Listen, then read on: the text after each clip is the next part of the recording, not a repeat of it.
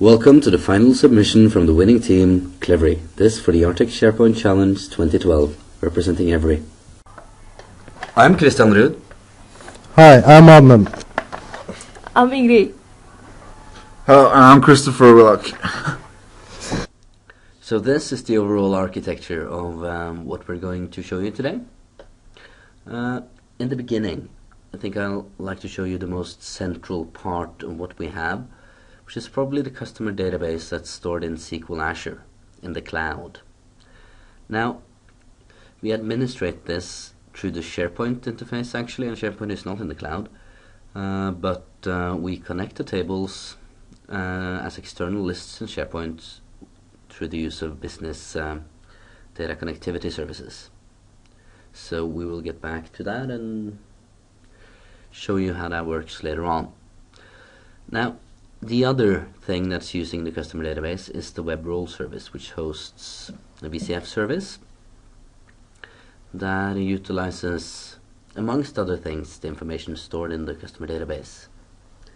Now, the end user in the one end is the consultant that's out there doing work for customers and registering that work. He or she may do so using this wonderful cross-platform HTML5 mobile app that we have developed for this purpose. This app will communicate with the web role service through the VCF endpoint. The VCF endpoint will then go into the customer database and other places, construct an invoice message, which it will put in a service queue. Finally, it will end up in SharePoint. There is a VCF endpoint listening to the queue there too. Now, at this point, the message will be converted into a Word document, and the Word document stays in SharePoint where an administrator may edit it at any point and update it. But at any point, the customer can also get the PDF version of this document, which is this invoice or note of work performed, depending on your definition. So that's what we'd like to show you today, and I almost forgot that we're also actually Facebook integrated, which means that our employees can log in to the intranet using their Facebook accounts, but they will only get read-only access. So we're going to demonstrate that one later on too. Thank you. Here I'm gonna show you guys our customer list, which are stored in the cloud and somewhere. I don't care where it is. I'm gonna show you how I use my SharePoint to add the customer.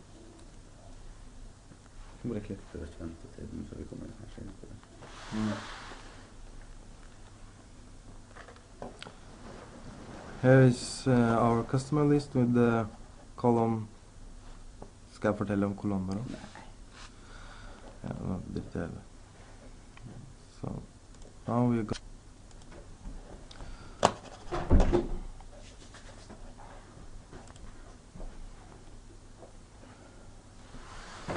Ja, gick det bra?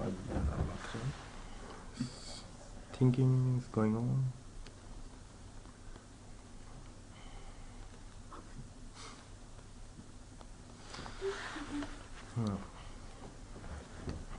Now we're gonna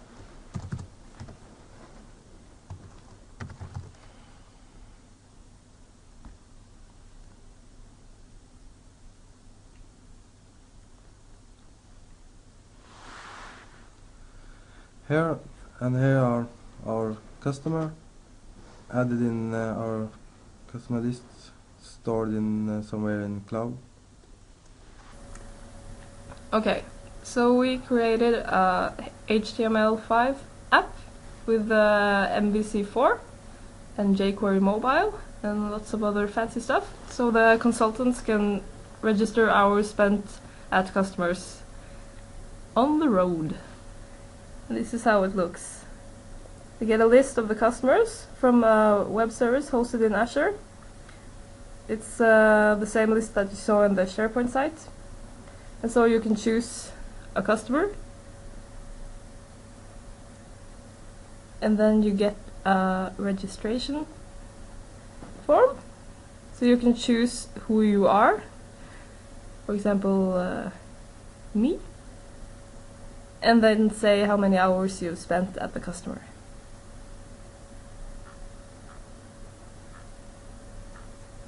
Three hours. And when you click register, the data goes into a queue that will be later used in the application. Whoop. Det blev väldigt kort då. Det är antagligen folk som kommer till det eller något. Mm? Success. Okay. Nice. Okay, so stop here. So what happens after the information is sent from the app is that it travels through the web role service and the App Store in Azure, and it reaches SharePoint. Now, what SharePoint does with that information is that it creates a document, a Word document, and we're going to look at that document that's created by the information that Ingrid just generated. I'm going to open it, and well, I don't need to log in.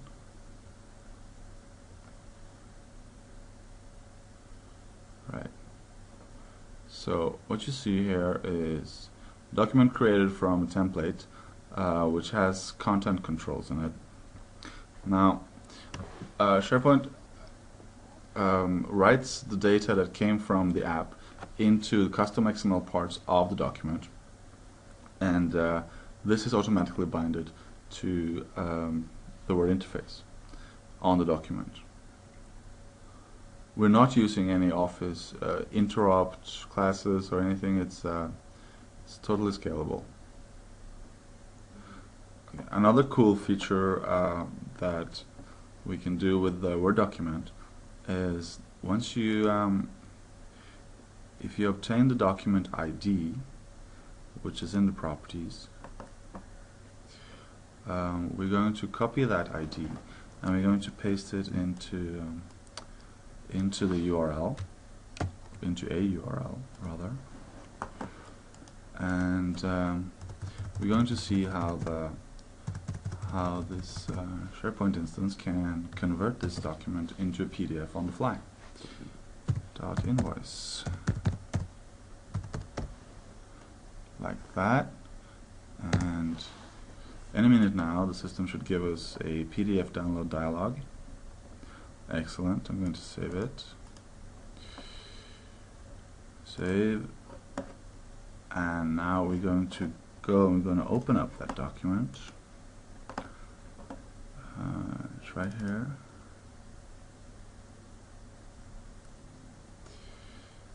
Now this is the exact same content we saw before on the Word document. However, this is in a PDF format. It's available to customers, and most importantly, it's print safe and non-editable.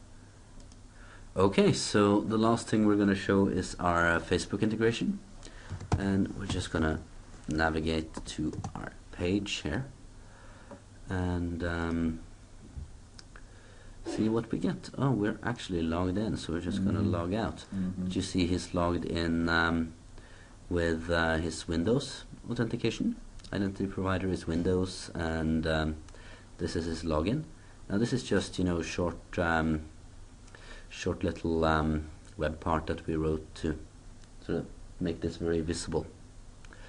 And he's an editor.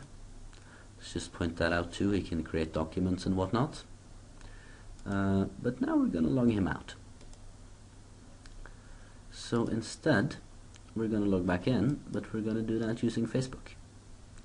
And the way this is structured is that any Facebook user can log into this. We added the entirety of Facebook, but they only have read-only access, since we don't know what people could, you know, think to write. So yeah, we are logged in as me now, and the identity provider is Facebook.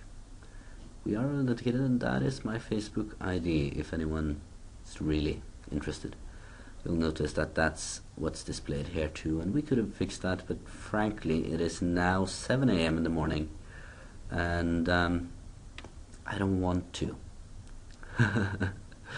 So that's it, folks. Tar vi opp nå? Ja, Ok. jeg bare begynner å kutte det. Ok, da skal du begynne, Ingrid. Yeah. Ja. Thank you. We are every. Vote for us.